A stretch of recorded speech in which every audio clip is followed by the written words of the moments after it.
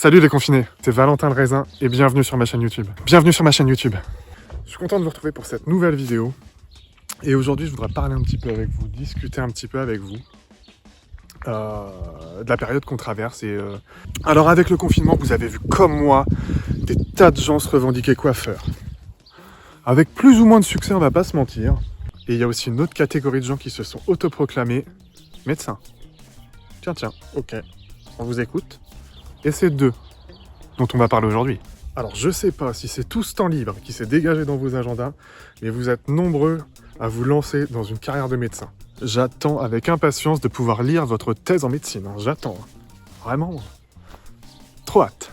J'ai trop hâte. Vraiment. Alors parmi tous ces nouveaux médecins 2.0, il y a celui qui dit il faut qu'on teste 100% de la population. Tous les Français doivent être testés. Pourquoi ? Quel est l'intérêt ? Alors qu'on n'est même pas sûr que quelqu'un qui a été malade, il va pas retomber malade dans les mois ou les semaines qui arrivent. Pourquoi tester tant de gens qui ont peut-être même aucun symptôme ? Pourquoi ? Enfin ouais, les grands médecins, tous ceux qui se revendiquent grands médecins, avant de faire des traitements, des théories, tout ça, la seule chose que vous pouvez faire, c'est peut-être déjà de rester chez vous et à la limite, je sais pas, fabriquer des masques, fabriquer du gel hydroalcoolique, on a besoin de ça, non ? Plus que de vos théories.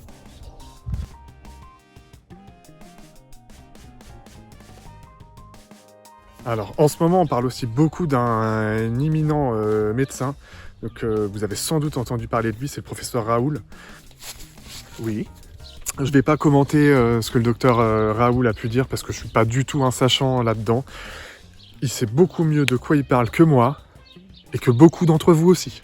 Mais étonnamment, vous êtes super nombreux à avoir un avis sur ses recherches. Mais je dois quand même admettre qu'il y a une grosse communauté derrière lui, une communauté qui le soutient dur comme fer alors que... La plupart de ces gens, ils y connaissent rien. Rien. Mais rien du tout. Rien. Rien.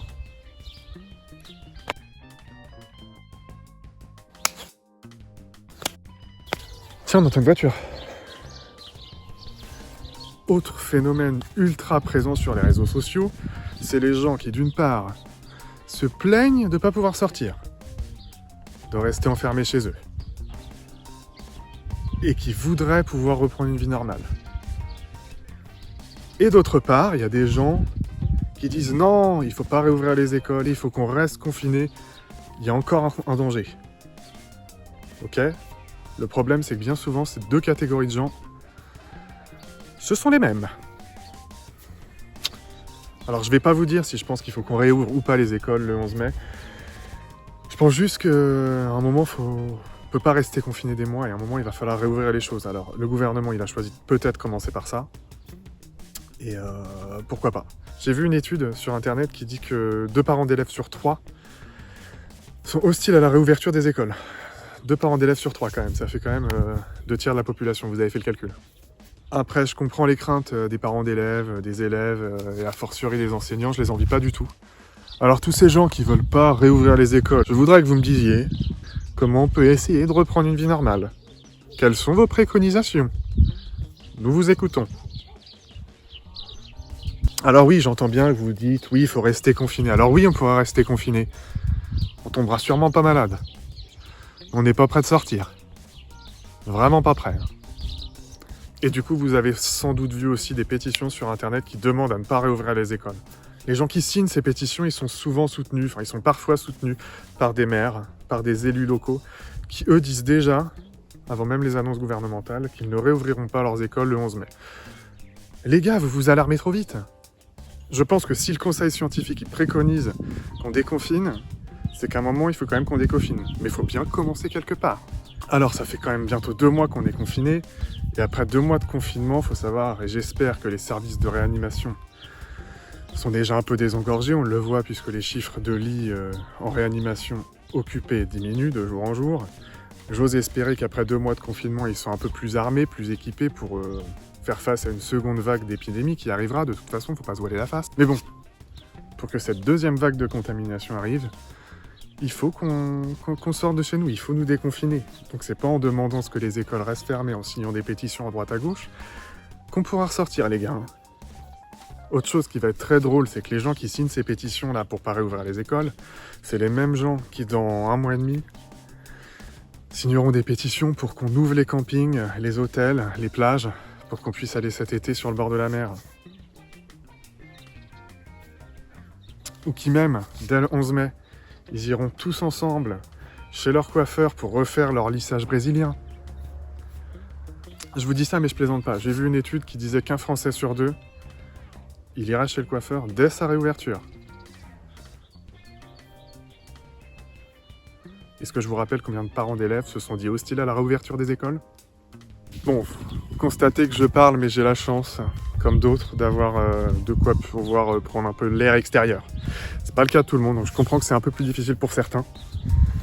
Pour moi, je dois avouer que c'est pas très compliqué. J'en reviens à la coiffure, parce que aujourd'hui j'ai une casquette, mais imaginez bien que sous ça, ça ne ferait aucun mal que j'aille moi aussi chez mon coiffeur.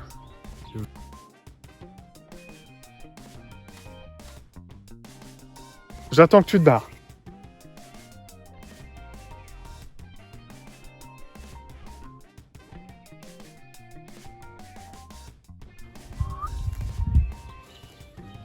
Alors un autre éminent médecin qui vient d'émerger grâce à la crise du coronavirus, c'est le professeur Donald Trump. Je vous propose qu'on l'écoute ensemble. J'ai l'impression que le désinfectant aussi détruit en 1 minute le virus. Alors, peut-être qu'il faudrait en injecter dans le corps, comme une sorte de nettoyage des poumons, par exemple. Il faudra sûrement faire appel à des médecins pour ça, mais ça me paraît intéressant comme idée. Vous l'avez bien entendu, il préconise d'injecter un désinfectant dans l'organisme des humains pour les nettoyer. Bien sûr. Bon alors bien sûr, vu le bad buzz que Donald Trump a fait, ses communicants nous ont dit que c'était des propositions sarcastiques que le nouveau professeur venait de nous faire. Ouais, du sarcasme. On va essayer d'y croire. On va essayer d'y croire. Je cherche peut-être la merde à la mauvaise personne, moi. Je suis pas prêt de refoutre un pied aux États-Unis, je pense. C'est vraiment con, quand on sait que je devais y être en ce moment.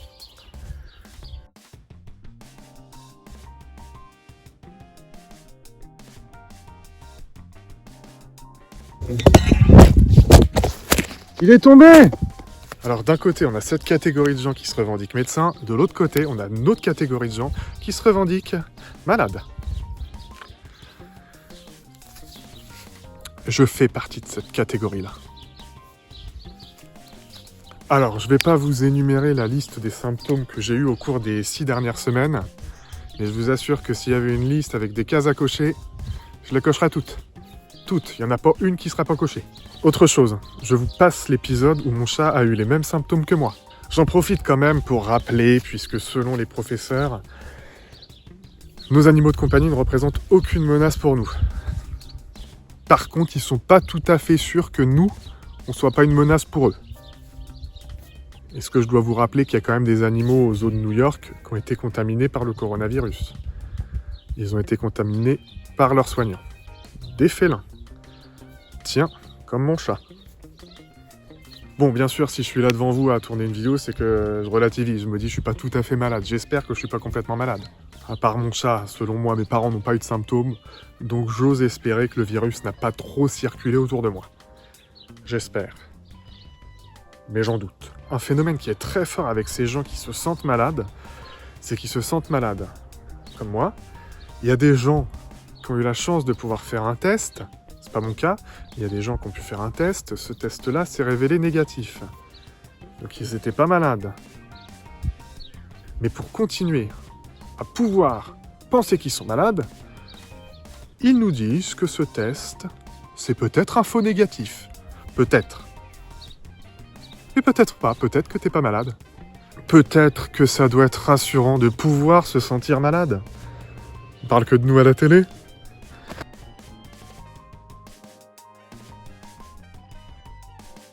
Je vais terminer cette vidéo par une grosse pensée pour tous ceux qui se battent au quotidien, donc les patients, les soignants qui luttent tous les jours contre le virus. Il faut les soutenir, alors on pense à eux.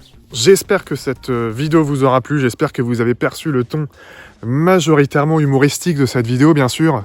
Alors si c'est le cas, n'hésitez pas à mettre un pouce bleu sur cette vidéo, à vous abonner à ma chaîne YouTube et à aller voir mes autres vidéos. Et surtout, restez chez vous, prenez soin de vous et à bientôt.